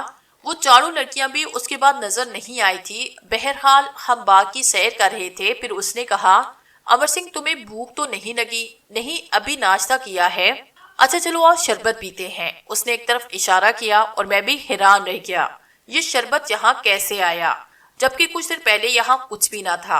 ہو سکتا ہے ہم دوسرے رخ پر ہوں اور کسی لڑکی نے یہ سامان سجایا ہو۔ ہم لوگ اس جگہ پہنچے جہاں شربت رکھا تھا۔ پتھر کی ایک بڑی سل تراش کر اسے میز کی شکل دے دی گئی تھی جس پر شیشے کے گلاس رکھے تھے۔ پاس ہی ایک جگ میں لال رنگ کا شربت موجود تھا۔ اس نے 2 گلاسوں میں شربت انڈیلا اور ایک گلاس میری طرف بڑھا دیا۔ میز کے ساتھ ہی پتھر کی ایک بینچ پر ہم دونوں بیٹھ گئے۔ امر سنگھ اب کیا محسوس کر رہے ہو؟ بہت خطرناک، بڑا عجیب۔ کیا؟ یہ جگہ، یہ پر اسرار خاموشی، مجھے اس کی بالکل عادت نہیں۔ میں تو گاڑیوں کے شور، انسان کی آوازوں سے مانوس جگہ رہتا تھا۔ مائی میرا تھی میری دوست، فضلہ تھا مجھے مارتا تھا، لیکن بس میں جانتا تھا کہ مجھے صرف مار سکتا ہے اور اس کے بس پھر وہی کام۔ یہاں میرا دل کیسے لگے گا؟ اس نے عجیب سے لہجے میں کہا تھا۔ پھر ہم لوگوں نے شربت ختم کیا اور وہاں سے اٹھ گئے۔ چلتے چلتے میں نے کہا، تم یہاں اکیلی رہتی ہو؟ نہیں، میرے ساتھ تم جو ہو وہ 4 لڑکیاں ہیں، 3-4 ملازم ہیں جو مختلف کام کرتے ہیں، لیکن باقی ملازموں سے تو کوئی نظر نہیں آ رہا۔ ان کی اتنی جرت کہاں کہ وہ اس وقت میرے سامنے آئے جبکہ تم میرے ساتھ ہو؟ کیوں، میں کوئی بھلا ہوں، بھوت ہوں؟ میں نے کہا اور وہ ہنسنے لگی۔ ارے بے وقوف، تم ہی تو میرے سب کچھ ہو اور میں تمہارے ساتھ صرف تنہائی پسند کرتی ہوں۔ ایک تو تم باتیں ہی ایسی کرتی ہو کہ میرے سر سے گزر جاتی ہیں۔ وہ پھر سے ہنسنے لگی۔ کافی وقت وہاں گزارنے کے بعد ہم لوگ اندر آئے۔ اس نے مجھ سے کہا، امر سنگھ چلو کھانا کھا لو۔ نہیں، مجھے بھوک نہیں۔ اچھا تمہاری مرضی۔ اچھا چلو میں تمہیں تمہارے کمرے تک چھوڑ آؤں، تم کچھ دیر آرام کرو، اب رات کے کھانے پر ملاقات ہوگی، مجھے کچھ ضروری کام ہے۔ میں اس کے ساتھ اس کمرے تک آیا۔ اس نے مجھے اندر جانے کا اشارہ کیا اور میں کسی پالتو کتے کی طرح اپنے کمرے میں جا گھسا۔ اس نے دروازہ باہر سے بند کیا۔ میں واپس اپنی جگہ پہ آ کے بیٹھ گیا۔ کیا ہو رہا ہے یہ سب؟ کیا ہو رہا ہے؟ ایک لمحے کے لیے گزرے ہوئے واقعات کو یاد کیا اور بدن میں جرجری سی آ گئی۔ پھر وہی خوف ذہن پر طاری ہونے لگتا۔ پر کیا فائدہ، بس اب تو یہی تھا کہ وقت گزارا جائے اور کسی ایسے موضوع کا انتظار کیا جائے جب میں یہاں سے بچ نکلوں۔ وقت گزرتا رہا۔ میں اسی مسیری پر لیٹ گیا اور اب سب سوچوں کو ذہن سے نکالنے کے لیے میں نے اپنی آنکھیں بند کر لی۔ آنکھیں بند کرتے ہی وہ مناظر کسی فلم کی طرح آنکھوں کے سامنے آنے لگے۔ وہ کمرہ، وہ ڈھانچے، دوسرا کمرہ، مائی میرا کا قتل، اس کے ساتھ ہی میں نے اپنے آنکھیں کھولی۔ ذہن ابھی تک اس ماحول کو قبول نہیں کر رہا تھا۔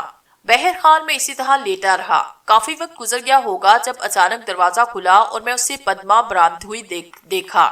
ایسے لگتا تھا جیسے اس کے لیے وہ بہت سخت کوشش کر رہی ہو۔ پھر اس نے کہا، چلیں کھانا تیار ہے۔ چلو، میں نے سنجیدگی سے کہا۔ پھر میں اس کے ساتھ اس کمرے میں پہنچا جہاں کیسری پہلے سے موجود تھی۔ اس کے بعد ہم نے خاموشی سے کھانا کھایا۔ پھر کیسری کہنے لگی، اچھا امر سنگھ اب تم آرام کرو، صبح شہر چلیں گے۔ ٹھیک ہے، میں نے کہا اور واپس اپنے کمرے میں آ گیا۔ پدما مجھے کمرے تک چھوڑنے آئی۔ یہ غالباً تھکن تھی یا پھر کھانے میں کچھ ملا ہوا تھا کیونکہ بستر پر لیٹے ہی مجھے نیند آ گئی۔ دوسری صبح جاگا تو اچھی خاصی روشنی ہو گئی تھی۔ بستر سے اٹھ کر باتھ روم گیا اور نہانے بیٹھ گیا۔ مجھے اپنے عمل پر شدید حیرت ہوئی تھی، لیکن کل بھی یہ سب کچھ اچھا لگا تھا، اس لیے جی بھر کر نہایا اور وہی کپڑے پہنے۔ جب باہر آیا تو کیسری موجود تھی۔ ارے یہ نہیں بھائی، یہ دوسرا لباس پہنو، اپنی الماری سے خود ہی نکال لیا کرو اپنے لباس، چلو یہ پہن کر آؤ۔ اس نے دوسرا لباس نکال کر مجھے دیتے ہوئے کہا۔ میں وہ لباس نکال کر باتھ روم کی جانب بڑھا۔ لباس تبدیل کر کے میں باہر آیا اور ہم لوگ باہر چل پڑے۔ بیرونی دروازے سے باہر نکل کر میں نے دیکھا کہ دروازے کے باہر ایک یکے جیسی سواری کھڑی تھی، لیکن اس کی حالت ان عام یکوں سے کہیں بہتر تھی جو میں نے شہر میں دیکھے تھے۔ اس کے پاس ہی ایک باوردی ملازم کھڑا تھا۔ اس نے ہمارے لیے اس گاڑی کا دروازہ کھولا اور ہم دونوں اس میں جا بیٹھے۔ کیسی میرے برابر ہی آ کر بیٹھ گئی۔ پھر اس باوردی ملازم نے گوڑوں کی لگامیں سنبھال لی اور یہ یکے نما گاڑی چل پڑی۔ کافی آگے جا کر اس عمارت کا صدر گیٹ آیا۔ پھر میں نے دیکھا کہ عمارت کا گیٹ خود بخود کھلنا شروع ہو گیا، اور پھر میں حیران رہ گیا کہ یہ کس طرح خود بخود کھل رہا ہے۔ لیکن پھر مجھے ایک آدمی نظر آیا جس نے باادب ہو کر ہمیں ہندوانہ انداز میں پرنام کیا۔ بہرحال اتنا تو میں ضرور جانتا تھا کہ یہ انداز خالص ہندوانہ ہے۔ کیسری نے سر ہلا کر اس کے پرنام کا جواب دیا۔ کافی دیر تک گاڑی سفر کرتی رہی، پھر مجھے کچے پکے سے مکان نظر آئے۔ کچھ اور آگے بڑھے تو ایک بازار نظر آیا۔ یہ کوئی پرانا نو آبادیاتی شہر تھا۔ ایک شخص نے ہمیں دیکھا اور ادب سے آگے بڑھ کر دونوں ہاتھ جوڑ دیے۔ امر سنگھ مہاراج کی جے ہو، مہارانی کیسری کی جے ہو۔ باقی لوگ جو اپنے کاموں میں مصروف تھے ہماری طرف متوجہ ہو گئے، پھر سب آگے بڑھ بڑھ کر ہمیں پرنام کرنے لگے۔ میں حیران پریشان سا تھا۔ امر سنگھ اس کے پرنام کا جواب دو، اور میں نے کیسری کے انداز میں سر ہلا کر ان لوگوں کو جواب دیے۔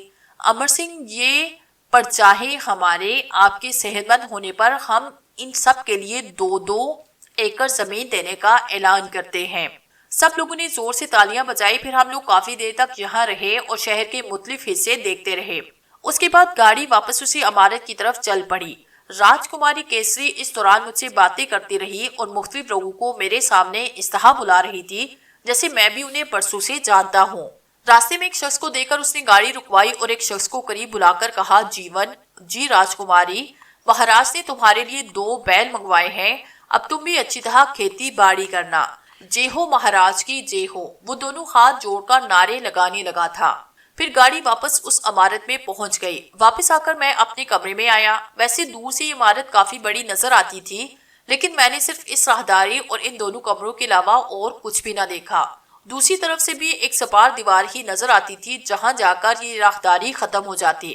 پھر وقت یوں ہی گزرنے لگا۔ 1 دن، 2 دن، پھر پورا ہفتہ گزر گیا۔ دنوں کا اندازہ ہی نہیں تھا، بس تعداد سے ہی دن وغیرہ گزرنے کا اندازہ ہو رہا تھا۔ اس دوران لڑکیاں آتی جاتی رہتی تھی، لیکن اب ان کے انداز میں احترام ہوتا۔ پھر ایک دن صبح راجکماری کیسری میرے کمرے میں آئی۔ میں ابھی بستر سے اٹھا ہی تھا اور باتھ روم جانے کا ارادہ کر رہا تھا۔ جلدی سے اشنان کرو، آج ناگ پنچمی ہے، ناگ پوجا کے لیے چلنا ہے۔ کیا؟ ناگ پوجا کے لیے چلنا ہے؟ اور کیا؟ لیکن یہ ناگ پوجا، ہاں کیا ہوا بھائی، میں وہاں نہیں جاؤں گا۔ دیکھو امر سنگھ، ایک تو تمہارے اس رویے کی وجہ سے دیوتا تم سے ناراض ہے اور تم عجیب کیفیت کا شکار رہے۔ اب جبکہ میری پوجاؤں کی بھیڑ میں دیوتاؤں نے تمہیں واپس جیون کی طرف لٹایا، تو کیا اب بھی انہیں ماننے سے انکاری ہو؟ یا تو تم خود پاگل ہو یا میں پاگل ہو گیا ہوں۔ نہ تو میں کسی دیوتا کو جانتا ہوں، نہ مجھے کسی کی ناراضگی کی فکر ہے۔ تم نے اچھے ہاتھ سے شاہو کو امر سنگھ بنایا۔ ایک بات کان کھول کر سن لو، تم لوگوں کو ضرور کوئی دھوکا ہوا ہے۔ اچھا یہ بتاؤ، تم مجھے کہاں سے پکڑ کر لائے ہو؟ پکڑ کر لائے ہو؟ کیسری نے پریشان لہجے میں کہا۔ ہاں، کہیں سے نہیں مہاراج، پھر میں کہاں سے یہاں آ مرا؟ آپ تو اسی محل میں پیدا ہوئے۔ سور گوپاشی مہاراج ویر سنگھ کے اکلوتے سپوت ہیں۔ آپ نہ جانے کیسی باتیں کر رہے ہیں۔ مرو گے ایک دن، تم سب خود مرو گے۔ کیوں مہاراج؟ جب اصل امر سنگھ یہاں آ جائے گا۔ اصل امر سنگھ؟ تو اور کیا، آپ نکلی ہیں۔ 1000 بار کہہ چکا ہوں، میں نے تمہیں اپنی کہانی نہیں سنائی، میں نے دانت پیستے ہوئے کہا۔ ہمیں اس کا پتہ چل گیا ہے، کیسری مسکرا دی۔ کیا پتہ چل گیا ہے؟ آپ نے کوئی سپنا دیکھا ہوگا۔ تب میری طرف سے تم بھاڑ میں جاؤ، میں نے غصے سے کہا۔ میں تو بھاڑ میں چلی جاؤں گی، مگر اس سے پہلے آپ کو ناگ پوجا کے لیے ضرور جانا ہے۔ چلوں گا، ضرور چلوں گا۔ اچھا ایک بات بتاؤ۔ پوچھو مہاراج۔ کیا نام بتایا تھا تم نے میرے اکلوتے باپ کا؟ ویر سنگھ۔ ذرا انہیں بلا کر لاؤ، ان سے بات کروں گا۔ بعد میں مجھے سولی پر لٹکا دو گی، دھوکہ دہی کے الزام میں جیل بھجوا دو گی، میرا قصور کیا ہے؟ مگر ویر سنگھ مہاراج تو مر چکے ہیں۔ لو، وہ بھی مر گئے۔ ابے کوئی تو مرد ہوگا تمہارے اس کنبے میں، یا ساری عورتیں ہی ہیں؟ دیکھو میں تمہیں سمجھا رہا ہوں، میری بات مان لو ورنہ بعد میں پچھتاؤ گی۔ میرا کیا ہے، یہ زندگی تو بڑی اچھی ہے۔ ایک فقیر صرف ایسے خواب ہی دیکھ سکتا ہے۔ بعد میں نہ کہنا کہ میں نے تمہیں نہیں بتایا۔ آپ صرف ایک کام کرے مہاراج۔ جی فرمائیے۔ جیسا میں کہوں کرتے رہیں، آپ کا کچھ بھی نہ بگڑے گا، دوسرا کوئی امر سنگھ نہیں ہونے والا، اور آپ راج کریں گے۔ قسم کھاؤ اللہ کی، میں چلتی ہوں۔ وہ جلدی سے اٹھ کر باہر نکل گئی۔ ایک عجیب سی گھبراہٹ اس پر طاری ہو گئی تھی۔ میں پریشان نظروں سے اسے دیکھتا رہ گیا تھا۔ خوب تیاریاں کی گئی۔ کیسری پھر اندر آئی اور مجھے اپنے ساتھ باہر لے گئی۔ پھر اس نے ایک طرف جاتی ہوئی ملازمہ کو جس کا نام شیلا تھا آواز دی، شیلا، جی مہارانی جی، رنگا دودھ لے کر آ گیا؟ نہیں جی ابھی تک نہیں آیا۔ کیا کر رہے ہو تم لوگ، ابھی تک دودھ نہیں آیا؟ اور وہ پھولوں کی مالائیں کدھر ہیں؟ ان کا انتظام میں نے کر لیا ہے، مٹھائی وغیرہ بھی منگوا لی گئی ہے، رنگا آ جائے تو مجھے فوراً اطلاع کرنا، اور تم لوگ بھی بس اب تیار ہو جاؤ۔ جی مہارانی صاحبہ، اس نے کہا اور ایک جانب بڑھ گئی۔ کیسری نے میری طرف متوجہ ہو کر کہا، امر سنگھ اب تم بھی کپڑے تبدیل کر لو، تم اپنے کمرے میں چلو، میں تمہارا لباس لے کر آتی ہوں۔ میں اپنے کمرے میں چلا آیا تھا۔ کچھ دیر کے بعد کیسری پدما کو ساتھ لیے ہوئے میرے کمرے میں آئی۔ پدما کے ہاتھ میں ایک بڑا تھال جس میں ایک بہترین لباس رکھا ہوا تھا۔ راج کماری کیسری نے وہ لباس اٹھایا اور مجھے دیکھتے ہوئے کہا، دیکھو جلدی تیار ہو جانا، بس ہمیں تھوڑی دیر میں یہاں سے روانہ ہونا ہے۔ اچھا، میں نے کہا، اور وہ دونوں واپسی کے لیے مڑ گئی۔ اچھی مصیبت ہے، کبھی یہ کبھی وہ، بڑا عجب ہے یہ کایا جال۔ چلو دیکھتا ہوں میں بھی کہ کب تک یہ مصیبت مجھ پر سوار رہتی ہے۔ بہرحال ابھی تو ان لوگوں کے اشاروں پر ہی چلنا تھا، چنانچہ نہا دھو کر تیار ہوا، لباس پہنا، بال سنوارے اور باہر آ گیا۔ میرے باہر آتے ہی جھٹکے سے کمرے کا دروازہ کھلا اور کماری کیسری اندر داخل ہوئی۔ مجھے ایسے لگا جیسے وہ میرے باہر آنے کا انتظار کر رہی ہو۔ اس نے ستائشی نظر سے مجھے دیکھتے ہوئے کہا، امر سنگھ آج تم بڑے دلکش لگ رہے ہو۔ بڑا ہی مختلف لہجہ تھا اس کا، بڑا انوکھا، بڑا ہی عجیب۔ میں نے کہا، شکریہ کیسری، چلو اب چلے؟ ہاں، میں نے کہا، اور ہم دونوں باہر چل پڑے۔ راہداری سے گزرتے ہوئے ہم لوگ اس بیرونی دروازے سے باہر آئے، وہاں وہیں چاروں باندیاں کھڑی تھی۔ رتھی تیار ہے؟ جی مہارانی۔ تو پھر ہٹو، یہاں کھڑی کھڑی میرا منہ کیا دیکھ رہی ہو؟ اور وہ چاروں جھٹ سے اس رتھ میں جا بیٹھی۔ آگے کی جگہ ہم لوگوں کے لیے محسوس تھی، چنانچہ ہم دونوں وہاں بیٹھ گئے اور رتھ چل پڑا۔ باقی سامان ایک دوسری گاڑی میں تھا۔ پھر یہ دونوں سواریاں صدر دروازے سے باہر نکلنے کے بعد سیدھے راستے پر جانے کی بجائے بائیں جانب مڑ گئے۔ پھر ویرانوں کا سفر شروع ہوا۔ ویسے یہ جگہ بہت زیادہ سرسبز و شاداب نہیں تھی، کہیں کہیں کھیت نظر آتے تھے جن میں لوگ کام کر رہے تھے۔ پھر آگے جا کر ان کھیتوں کا سلسلہ بھی بند ہو گیا۔ اب ہر طرف چٹیل میدان نظر آ رہا تھا۔ گھوڑے ان میدانوں میں کافی دیر دوڑتے رہے۔ پھر دور ہی سے ایک عجیب سی عمارت نظر آنے لگی، کالی سیاہ عمارت جو دور سے دیکھنے میں بھی بھیانک لگتی تھی۔ اس عمارت سے ہمارا فاصلہ کم ہونے کے ساتھ ساتھ گھوڑوں کے قدموں کی رفتار بھی سست ہوتی جا رہی تھی، اور پھر ہمارا رتھ اس عمارت کے عین سامنے جا کر رک گیا۔ یہ ایک اچھی خاصی بڑی عمارت تھی، لیکن اس کا رنگ پوری عمارت پر کالا رنگ کیا گیا تھا۔ ایک حیرت انگیز بات یہ تھی کہ ان دیواروں کو دیکھ کر ایسے لگتا تھا جیسے کہ ابھی ہی نہیں ان کا رنگ سوکھا ہو۔ بہرحال یہاں پر انتہائی خاموشی تاری تھی۔ پھر کیسری نے کہا، چلو لڑکیوں، پدما، شیلا، رتھ والے سے کہو کہ وہ پجاریوں کو لے کر آئے اور سامان اتروا لے۔ جی مہارانی صاحبہ۔ پہلے ہم دونوں نیچے اترے اور پھر ہمارے پیچھے وہ چاروں باندیاں بھی نیچے اتر آئی۔ پھر شیلا نے رتھ والے کو قریب بلایا، دیکھو یہ سامان اتروا کر مندر میں رکھ دینا، 2 آدمی ساتھ لے لو اور یہ سب اندر رکھوا دو۔ چلو امر سنگھ، چلو لڑکیوں۔ جی، ان چاروں نے ایک ساتھ کہا اور ہم لوگ اندر کی جانب چل پڑے۔ اس عمارت کی ساحت بڑی عجیب و غریب تھی۔ اوپر تک جانے کے لیے 10 سیڑھیاں بنائی گئی تھی۔ ان سیڑھیوں پر مجھے کچھ لوگ کھڑے نظر آئے، ہندوانہ انداز میں دھوتیاں باندھے۔ ہم لوگ یہ سیڑھیاں طے کر کے اوپر چلنے لگے اور یہاں بھی ہمارے ساتھ ان پجاریوں نے وہی سلوک کیا۔ وہ بڑے ادب سے ہار لیے راستہ بناتے جا رہے تھے اور ہاتھ جوڑ کر ہمیں پرنام کرتے تھے۔ مہارانی کیسری اور میں بھی اشاروں سے انہیں جواب دے رہے تھے۔ بہرحال سیڑھیاں طے کرنے کے بعد ایک دالان جیسی جگہ تھی اور سامنے ہی ایک عظیم الشان دروازہ نظر آ رہا تھا۔ اس دروازے سے گزرنے کے بعد ایک ہال نما کمرہ آیا جس میں سامنے ہی ایک بہت بڑا چبوترا بنا ہوا تھا۔ اس چبوترے پر میں نے پتھر کا ایک بہت بڑا ناگ دیکھا۔ بڑا ہی ہیبت ناک ماحول تھا یہاں کا۔ پجاری بھی ہمارے پیچھے یہاں داخل ہو رہے تھے اور اس ناگ کے گرد دائرے کی شکل میں جمع ہو رہے تھے۔ پھر میں نے دیکھا کہ اس ناگ کے مجسمے کے اوپر سے 4 لمبے ترنگے آدمی برآمد ہوئے۔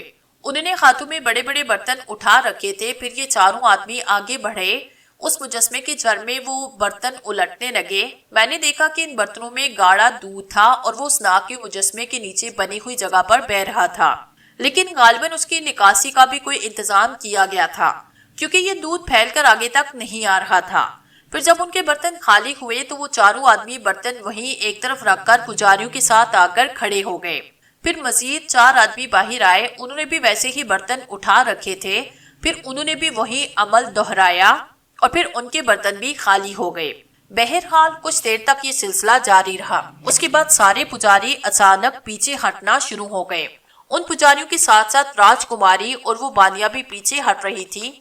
راج کماری کیسری نے مجھے بھی ہاتھ پکڑ کر پیچھے کھینچنا شروع کر دیا، ورنہ میں تو شاید وہیں کھڑا رہ جاتا۔ کچھ فاصلے تک پیچھے ہٹنے کے بعد سب وہیں زمین پر بیٹھ گئے۔ میں بھی راج کماری کیسری کے ساتھ ہی بیٹھ گیا۔ پھر مجھے بنبناتی سنائی دینے لگی۔ وہ لوگ منہ ہی منہ میں کچھ پڑھ رہے تھے، پھر وہ بولنا تیز ہونے لگے۔ انتہائی تیز آواز میں وہ لوگ کچھ پڑھ رہے تھے۔ ان کی آواز شدید ہوتی جا رہی تھی۔ کچھ دیر کے بعد ان کی شدت میں کمی آنے لگی اور پھر یہ معدوم ہوتی چلی گئی۔ کماری کیسری کی آنکھیں بند تھی اور وہ بھی منہ ہی منہ میں کچھ بڑبڑاتی رہی تھی۔ بڑا سحر انگیز ماحول تھا یہ، انتہائی پر اسرار، نہایت ہیبت ناک۔ پھر یہ آوازیں بند ہوئی۔ کچھ دیر خاموشی کے بعد میں نے دیکھا کہ اس بڑے دروازے سے کچھ لڑکیاں اور داخل ہونے لگی اور وہ سامنے کی طرف آ گئی تھی۔ انہوں نے عجیب انداز میں ساڑیاں بدن پر لپیٹی ہوئی تھی۔ پھر انہوں نے رقص شروع کیا، لیکن یہ رقص سازوں کے ساتھ ساتھ ہو رہا تھا۔ البتہ یہ دوسری بات ہے کہ ساز یا سازنے نظر نہیں آ رہے تھے۔ بہرحال کافی دیر تک یہ رقص ہوتا رہا۔ اس کے بعد وہ اسی طرح دوڑتی ہوئی واپس چلی گئی۔ میں سحر سدا سا یہ ماحول دیکھ رہا تھا۔ پھر اچانک اس پتھر کے ناک کی آنکھیں روشن ہوئی۔ بڑے بڑے عجیب ڈرامے رچا رکھے تھے لوگوں نے اس مندر میں، لیکن میں بہرحال متاثر تھا۔ اس پتھر کی ناک کے منہ سے ایک پھنکار نکلی اور سب کے سب کھڑے ہو گئے۔ پھر ایک پجاری نے نعرہ لگایا، ناگ دیوتا کی جے ہو، ناگ دیوتا کی جے ہو۔ اس کے ساتھ ہی اس نے دونوں ہاتھ جوڑے، پھر دوزانوں بیٹھ گیا، پھر وہ اس مجسمے کے سامنے سجدے میں چلا گیا۔ اس کے دیکھا دیکھی باقی لوگوں نے بھی وہی عمل دہرایا۔ میں اپنی جگہ کھڑا یہ منظر دیکھ رہا تھا۔ ان لڑکیوں نے بھی ناگ کو سجدہ کیا، البتہ کماری کیسری کھڑی ہوئی تھی اور عجیب سی نگاہوں سے مجھے گور رہی تھی۔ امر سنگھ، ہاں تم نے سجدہ نہیں کیا؟ کیوں؟ میں سجدہ کیوں کروں؟ یہ ناگ دیوتا ہے، انہیں سجدہ کرو۔ تمہارا دماغ ٹھیک ہے، میں اسے سجدہ کروں گا؟ میری آواز خاصے بلند تھی اور میرے دوسرے پجاری سجدے سے اٹھ کر مجھے دیکھنے لگے۔ امر سنگھ، کیا ہوا ہے تمہیں؟ میں کہتا ہوں تمہیں کیا ہو گیا ہے؟ امر سنگھ، ناگ دیوتا کو سجدہ کرو۔ میں نے کیسری کی آواز میں غصہ محسوس کیا، اور ایسا پہلی بار ہوا تھا، لیکن میں نے بھی اسی انداز میں کہا، میں مسلمان ہوں، اللہ کے سوا کسی کو سجدہ نہیں کر سکتا۔ دوسری بات ہے کہ نماز باقاعدہ نہیں پڑھی، لیکن ایک بات میں جانتا ہوں، مسلمان ہونے کے ناطے سجدہ میرا اللہ کو ہی جاتا ہے اور کسی غیر اللہ یا تمہارے اس طرح کے بنائے ہوئے مجسموں کے سامنے سجدہ جائز نہیں۔ امر سنگھ، تم توہین کر رہے ہو دیوتا کی، یہ پھر ناراض ہو جائیں گے۔ ارے جاؤ، میں تمہارے ان ڈراموں میں نہیں آؤں گا، سمجھی نا؟ امر سنگھ، اس نے ادھر ادھر دیکھا، پھر لوگوں سے مخاطب ہوئی، क्षमा کیجیے گا، شاید اس کی طبیعت دوبارہ بگڑ گئی ہے۔